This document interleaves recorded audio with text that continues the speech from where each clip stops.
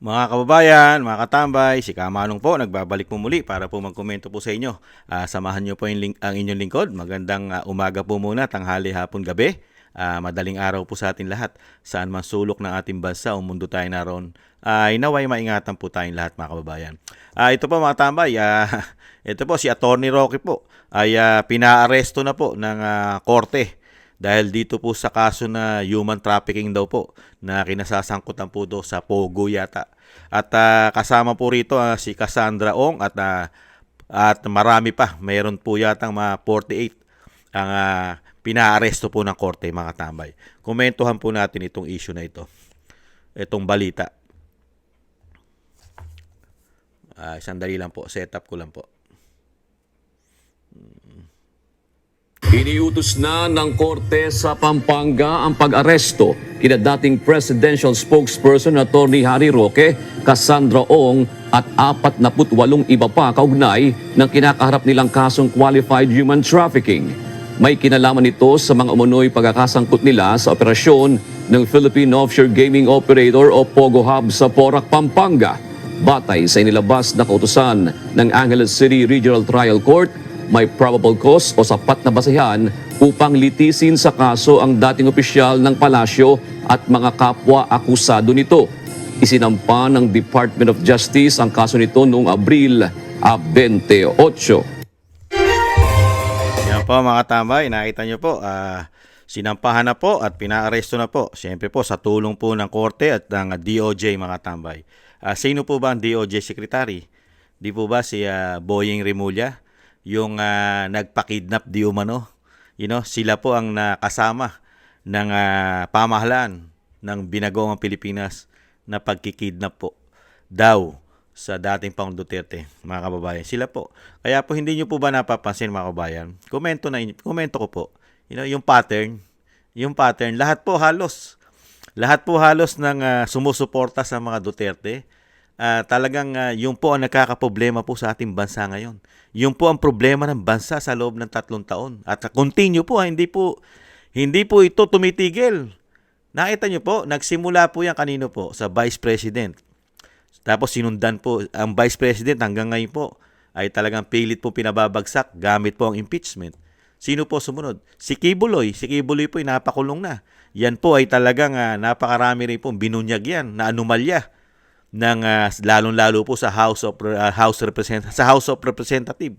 'Di ba? Yung issue po ng corruption po nila ron. 'Di ba? At ngayon po nakakulong na. Sino pa? Ito po. Sila Tebes. Sila Congressman Tebes, 'di ba? Hinahabol din po ng batas. At sino po ba si DJ Bantag? Yung mga halos sumusuporta sa mga Duterte. Tapos mismo ang dating Pangulong Duterte, naipakulong na nila. Di umano sa Netherlands, sa The Hague, sa ICC. Di ba ba? At ngayon naman po, si Attorney Harry Roque naman po. Dahil po, yung si Attorney Roque kasi, talagang kailangan po yata nilang pigilan dahil sa dami po ng pinahayag at ini-expose ni Attorney Roque sa pamahalaan, lalong-lalo po sa kaperahan. Lalong-lalo po sa kaperahan ng pamilya Marcos sa mga issue. Di ba?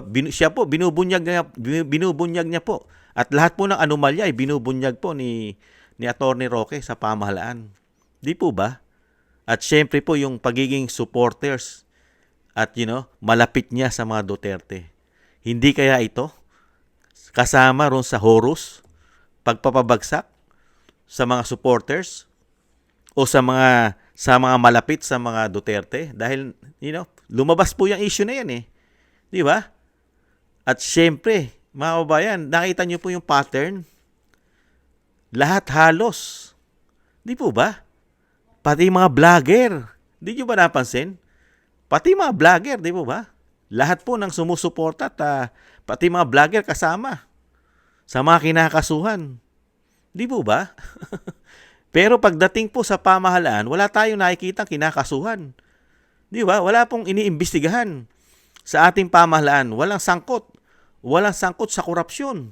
Walang sangkot sa mga anomalya ang ating pamahalaan. Tanging mga Duterte lang po ang tinutugis at talagang pinag-aaksayahan ng panahon. Talagang nakatutok lang po sa mga Duterte, sa mga supporters, sa malalapit sa Duterte, mga kababayan. Ibang klase. Samantalang napakaraming anomalya sa ating bansa na talagang korupsyon. Grabe ang korupsyon. At itong pogo na ito, mga tambay, nakita niyo po yung pogo. Sila po yung halos yata malalapit dyan. Di ba? At sila po ngayon na nagpapatakbo yata. Hindi kaya. Lalong-lalo sa Cavite. Ang lalaki po ng pogo yata riyan. Di po ba? At kalat pa rin ang pogo sa buong bansa. Di po ba? At grabe, grabe po, no? Talagang human trafficking, grabe. Kaya po nanganganib po ngayon ng Roque dahil po kasama po siya sa pinupolitika yata nitong binagoong ang Pilipinas yata. Dahil alam naman po natin, nakita po natin, ang Roque ay wala sa bansa, si Atty. Roque. I think humihingi po yata ng asylum yan. Hindi natin alam kung nabigyan na po yan sa Netherlands dahil nasa Netherlands po ang Atty. Roque. At alam naman po natin ay pwede pong gumamit ng Interpol ang ating bansa para po dakpin itong si Harry Roque. Depende na lang po yun sa bansa kung saan siya inahandon.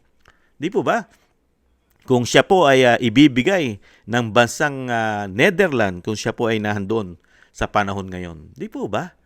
Nakita nyo po, talagang nakatutok. Ito na lang po yata ang tinututukan halos ng ating bansa, yung Duterte. Di po ba?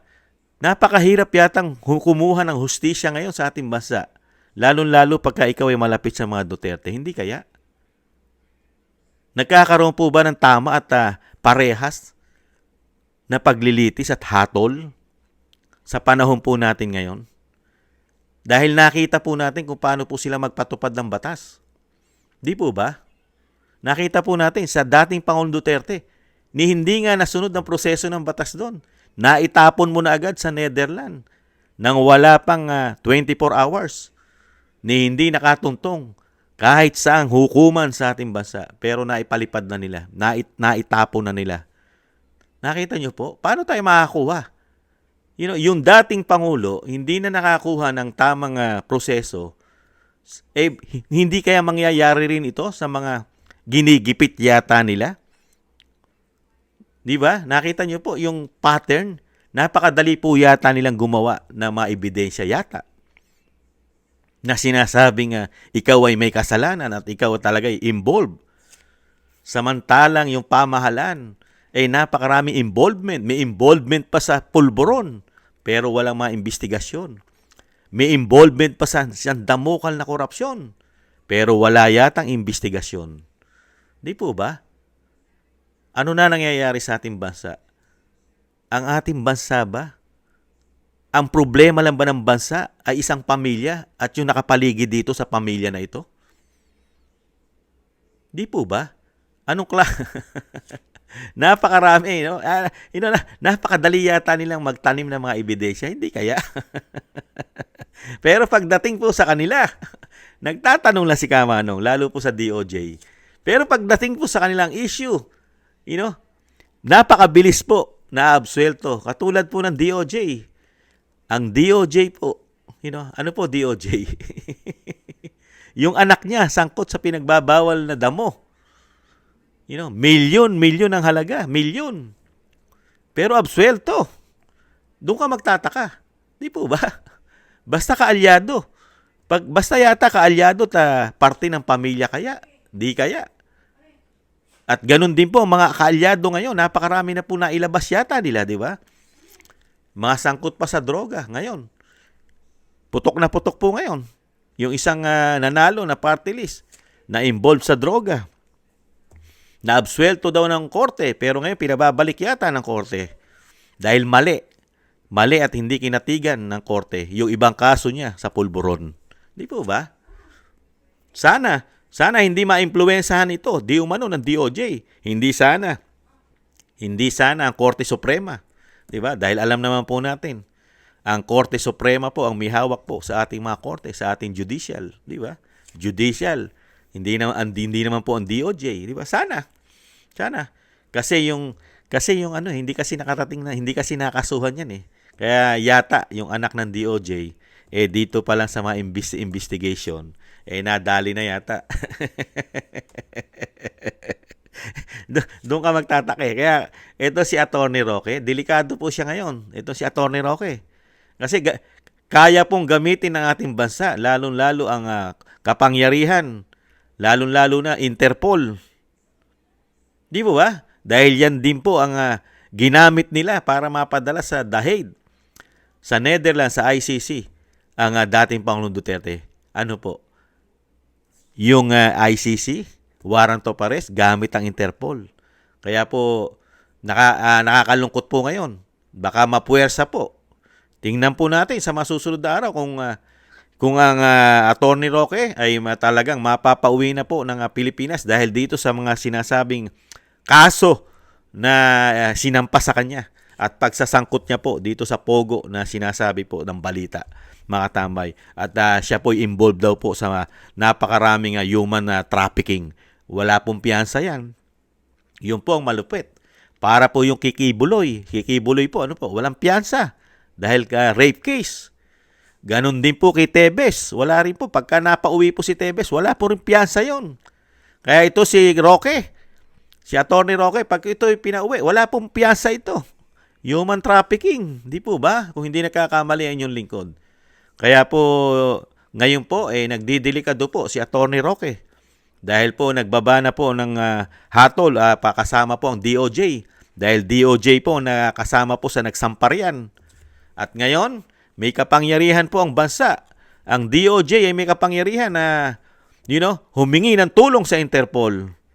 Kaya, nako po, yan po ang nangyayari sa ating bansa.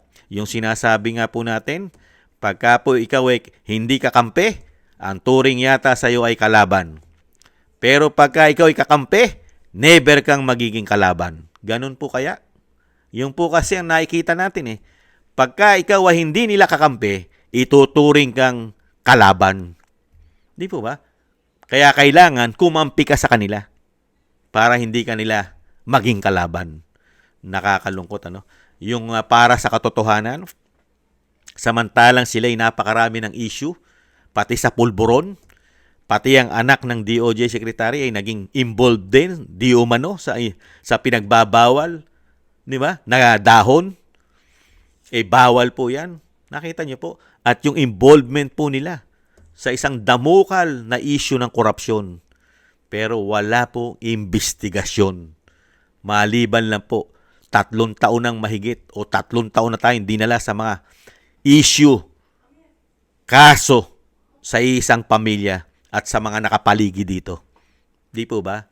Hindi po ba nakikita nyo? Napaka-biases. Hindi po ba bias ang gobyerno na yata natin ngayon? Hindi po ba bias? Isa lang po ang tinitingnan. Para po mga kabayo, may piring kung sino lang po yung nakaprogram na dapat tirahin ng tirahin, yun lang ang kanilang tututukan. Dahil po yun yata ang utos sa kanila. Hindi kaya. Yan, nakakalungkot po. Yan po ang nakakalungkot na balita para po kay Attorney Roque, kay Attorney Harry Roque. Dahil po, alam naman po natin, ngayon po, pinaaresto na po siya ng korte. Alam naman po natin ang ating bansa ay sinasabi na nga po na yung Interpol, nagamit na po yung Interpol na yan kay dating Pangulong Duterte at pwede pa rin po nilang gamitin yan kay Attorney Roque para po mapabalik sa bansa at maipakulong nila. Di umano, mga kabayan. Yan po nakakalungkot na balita para kay Attorney Roque, mga tambay. Mukha po yatang hindi siya makakakuha ng parehas na hustisya sa panahon po yata natin ngayon. Dahil nakikita po natin kung paano po sila magpatakbo ng gobyerno sa panahon po nila ngayon ng binagoong Pilipinas, mga kababayan. Ayan po, tingnan na lang po natin, abangan na lang po natin kung ano po mangyayari at kaganapan sa mangyayari po kay Attorney Roque.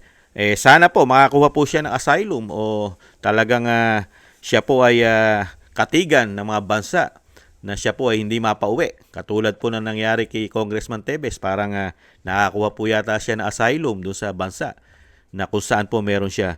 Yun na lang po ang magiging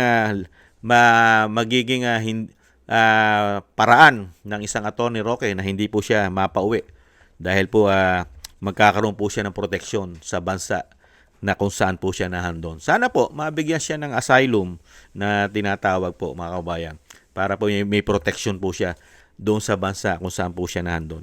Thank you po mga kabayan sa ating po mga tagapanood. Maraming salamat po sa mga tumatangkilik po. At ganoon din po sa ating mga subscribers. Maraming salamat po mga subscribers po natin. Shoutout po sa inyong lahat. Ingat po kayo.